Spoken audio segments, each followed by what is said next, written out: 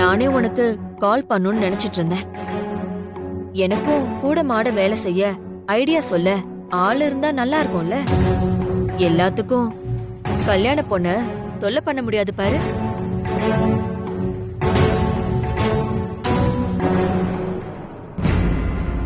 ஆமா, கெடுபடி வேலை செய்யறவளெல்லாம் வீட்டு மருமகளாக்குனா இப்படி வெளியில ஆள் தேட வேண்டியதான். ஆனா அதுக்கெல்லாம் நான் ஆள் கிடையாது ஆண்டி. தாரா, பாத்து பேசு. மேடம், அன்னைக்கே நான் உங்ககிட்ட சொன்னேன். இப்ப என்னடானா ஏன் வீட்டு படியேறி வந்து ஏன் மருமகளையே தப்பா பேசிட்டு இருக்க? சும்மா வீம்புக்குன்னு மருமகன்னு சொல்லாதீங்க ஆண்டி. இவ உங்க வீட்டு மருமகளா? ஏன் இவளுக்கு என்ன குறைச்சல்? உன்னை விட 1000 மடங்கு பெட்டர். ஆண்டி, யார் கூட என்ன கம்பேர் பண்றீங்க? இவ யாரு? எந்த ஊரு? அப்பா அம்மா யாரு? எங்க தங்கி இருக்கா? என்ன படிச்சா? என்ன செஞ்சுட்டு இருக்கான்னு எதுவுமே தெரியாது. ஏதோ ரோட்ல போறவளை கூட்டிட்டு வந்து சிம்மாசனத்துல ஏத்துற மாதிரி ஏத்திட்டு இப்ப என்ன விட இவ பெட்டரா போயிட்டால உங்களுக்கு? வாய மூடு தாரா. நான் எதுக்காண்டி வாய மூடணும்? இல்ல நான் தெரியாம தான் கேக்குறேன். எந்த விதத்துல வினைக்கு இவ சரியான ஜோடின்னு உங்களுக்கு தோணுச்சு?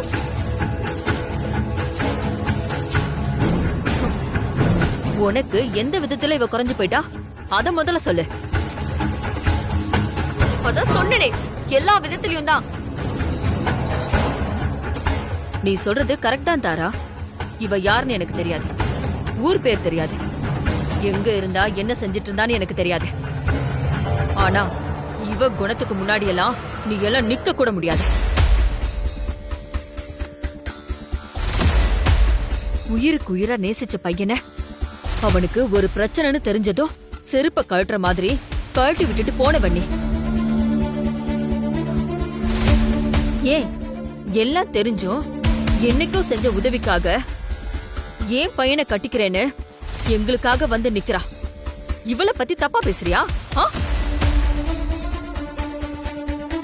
இனி உனக்கு மரியாதை வேணும்னா இந்த வீட்டு பக்கமே வராத.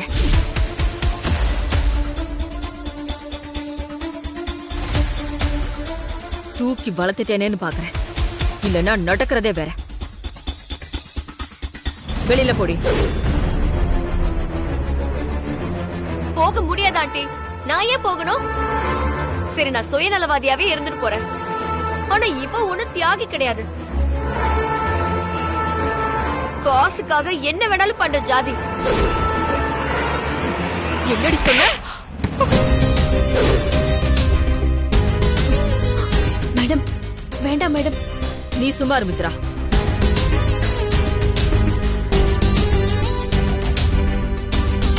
பாவ சின்ன பொண்ணாச்சே, போனா போகுதுன்னு பார்த்தா என்னமோ வாய்க்கு வந்ததெல்லாம் பேசுற.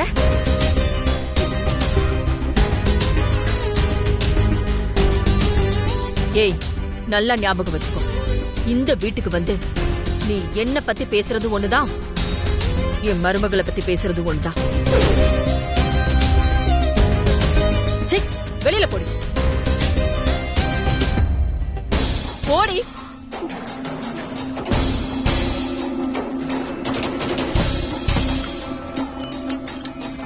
இன்னைக்கு இந்த ஊர் பேர் தெரியாதவளுக்காக என்ன அடிச்சு துரத்துறீங்கல்ல? இதே மித்ராவ நீங்க கழுத்தை புடிச்சு வெளியே தள்ளுவீங்க. நானும் அதை பாக்குறேன்.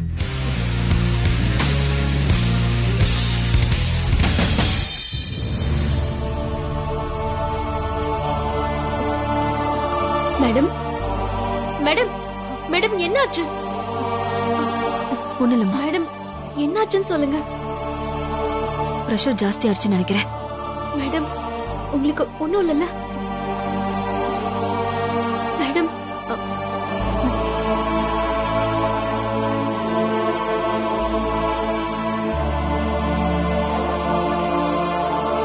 மேடம், கொஞ்சம் தண்ணி குடிங்க.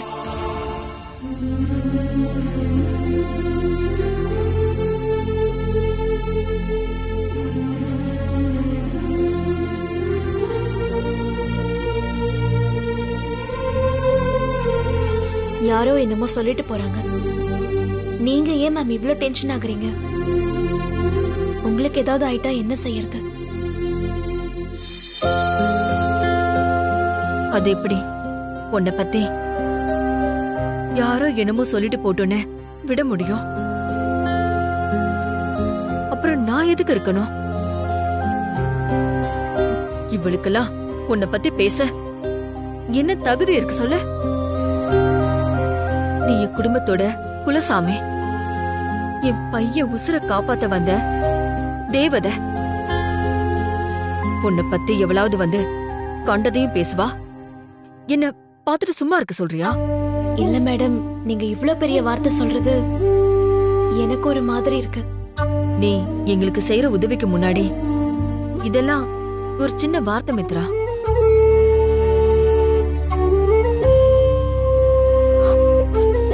உனக்கு தெரியாதுமா, வினைக்கு எதுவும் ஆகக்கூடாது. அவனுக்கு மனசுக்கு பிடிச்ச பொண்ணு அமையணும்னு நான் வேண்டாத சாமி இல்ல. நைட்டெல்லாம் படுத்த தூக்கம் வராதுமா. ரொம்ப நாளுக்கு அப்புறம் நான் நிம்மதியா தூங்குனது உனக்கும் வினைக்கும் நிச்சயம் நடந்த அன்னைக்குதான். நான் சும்மா பேச்சுக்காக உணர்ச்சி வசப்பட்டு சொல்றேன்னு நீ நினைக்காதம்மா. மனசார சொல்றேன். எங்களுக்கு எப்பவுமே நீதான் குலசாமி. Madam please. இனிமே உனக்கு யாரும் இல்லைன்னு நீ நினைக்க கூடாது. உனக்கு நான் இருக்கேன். இந்த உலகத்துல யாரு உனக்கு எதிரா இருந்தாலும் நான் உன் பக்கம் நிப்பேன். எனக்கு உன்கிட்ட இருந்து தேவையானது ஒன்னே ஒண்ணுதான். என் பையன் கூட நீ 100 வருஷம் குழந்தை குட்டின்னு நல்லா வாழணும். நீ செய்வியா?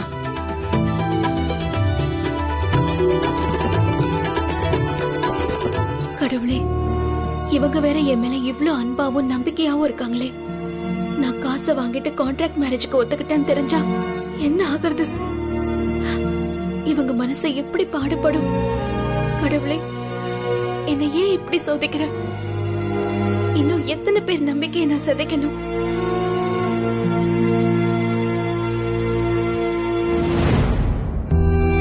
புரியுதுமா, உன் மனசு எப்படி கிடந்து தவிக்குதுன்னு என்னால புரிஞ்சுக்க முடியுது. ஆனா நீ நம்பணும்.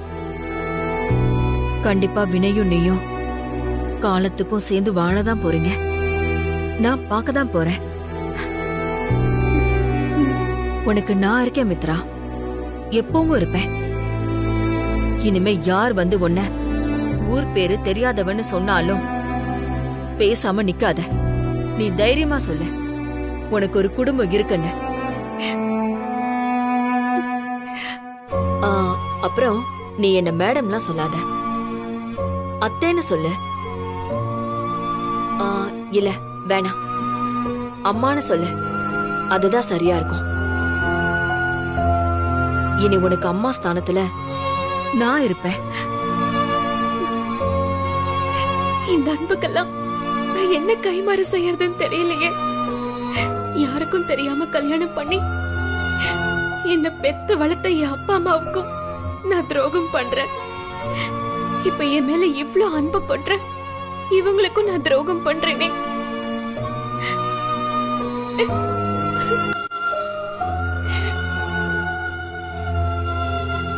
அம்மா,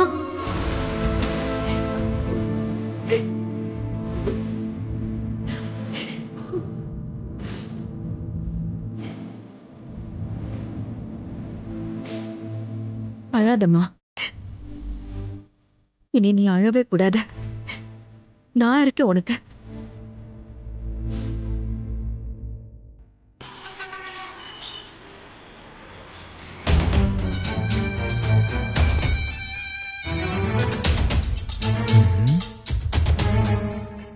இந்த விஷயம் தாரா மேடம்க்கு தெரிஞ்சா ரொம்ப சந்தோஷப்படுவாங்கல்ல.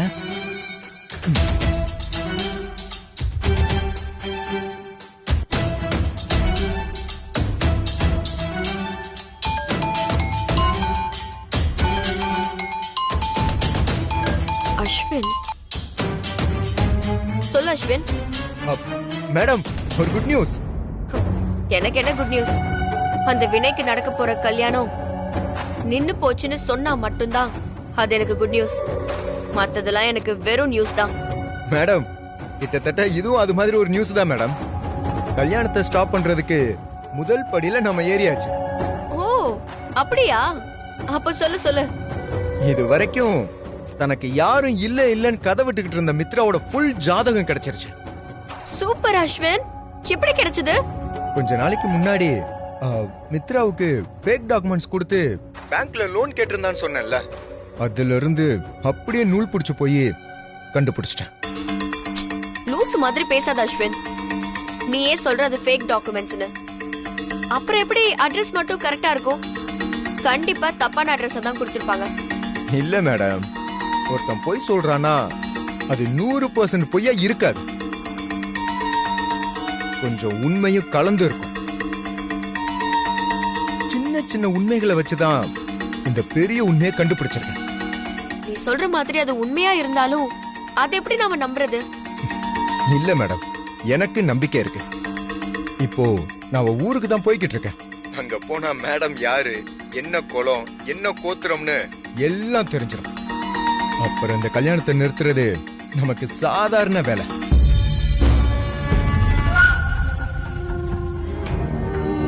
அப்படியா? எந்த ஊர் அஸ்வின் அவ? பொறுமையா இருங்க மேடம், இது ஒரு சின்ன விஷயம்தான். தோண்ட தோண்ட இன்னும் எத்தனை பூதம் கிளம்புதுன்னு மொத்தமா தெரிஞ்சுக்கிட்டு வந்து உங்ககிட்ட மட்டும் இல்ல இந்த ஊருக்கே சொல்றேன். நீ என்னமோ பண்ணு, எனக்கு இந்த கல்யாணம் நிக்கணும், அவ்வளவுதான். மேடம், நான் நினைக்கிறது மட்டும் கரெக்டா இருந்தா இன்னும் 24 மணி நேரத்துல இந்த கல்யாணத்தை மட்டும் இல்ல அவளை அந்த ஹாஸ்பிட்டலை விட்டு துரத்துறனா இல்லையான்னு பாருங்க. Super, I'm waiting.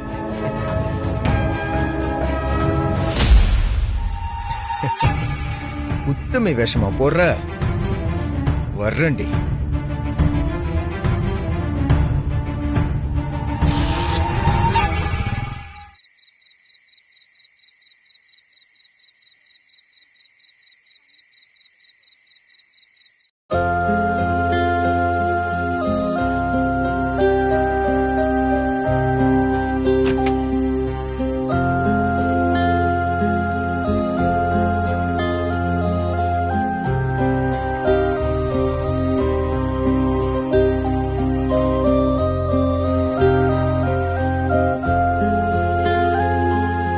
மாப்பிள தூங்கல?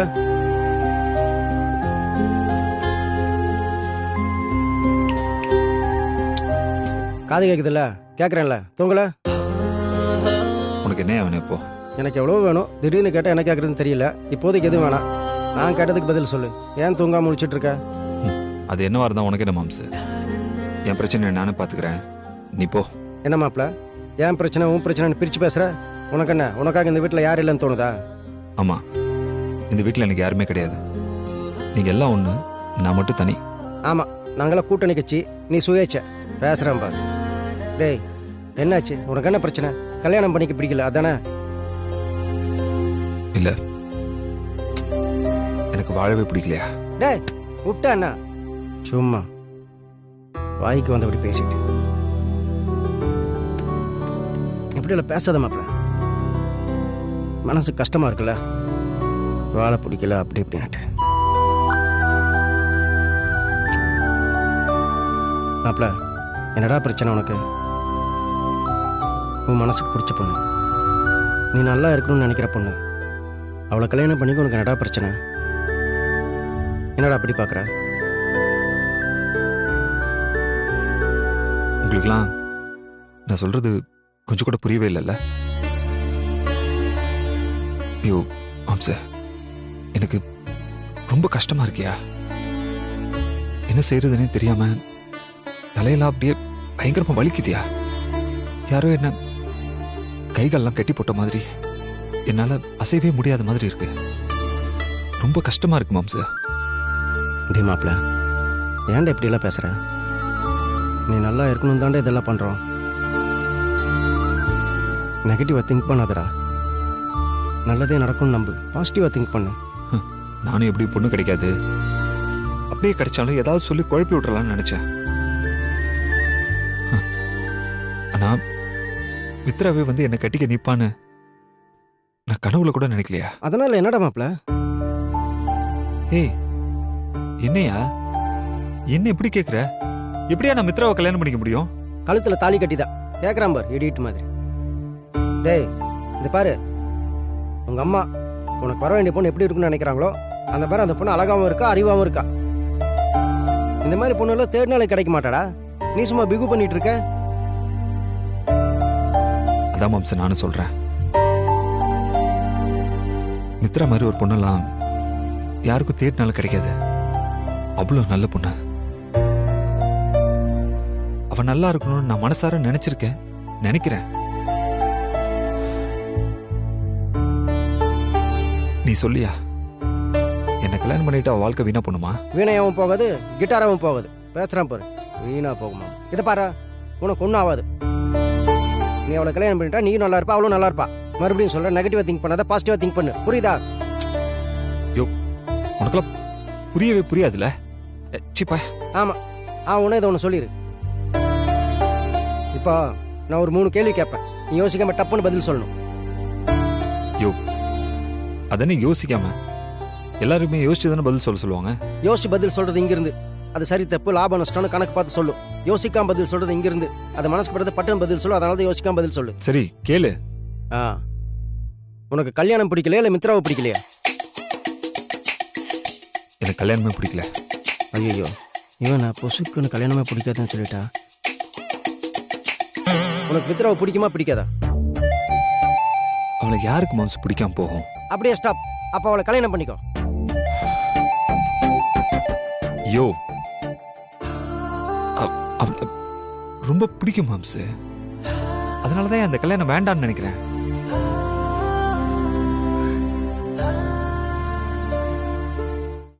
டேய்,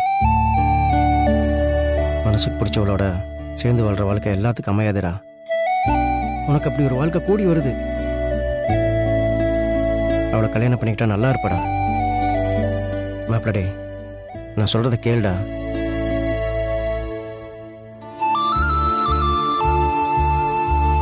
மாப்பிள,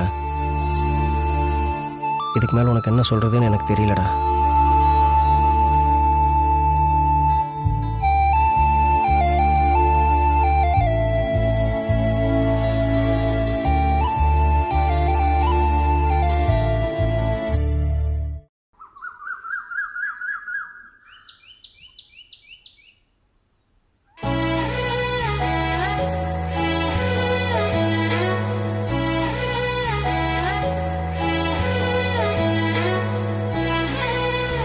என்ன வாட்ச பார்த்துட்டு இருக்கீங்க?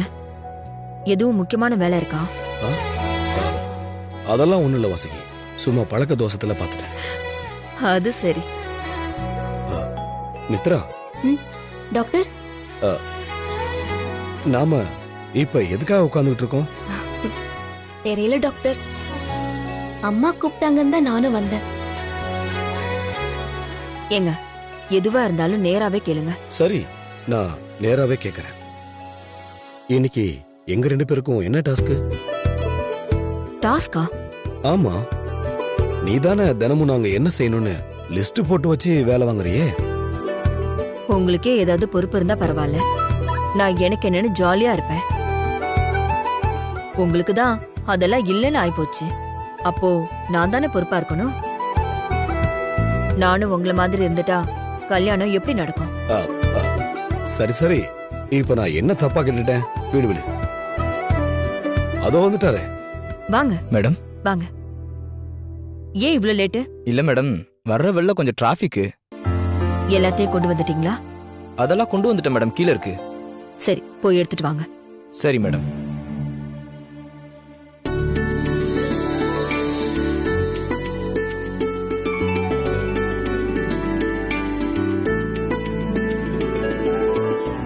இவங்களை கல்யாண ஷாப்பிங்காக வர சொன்னேன். நகை புடவை எல்லாம் கொண்டு வந்திருக்காங்க. எல்லாமே லேட்டஸ்ட் டிசைன். உனக்கு என்ன வேணுமோ அத்தனையும் எடுத்துக்கோ. உண்மையாவே நீ சூப்பர் வாசுகி. எப்படி உனக்கு இந்த மாதிரி ஐடியாலாம் வருது? என்ன கிண்டலா? உண்மையாதாமா சொல்றேன்.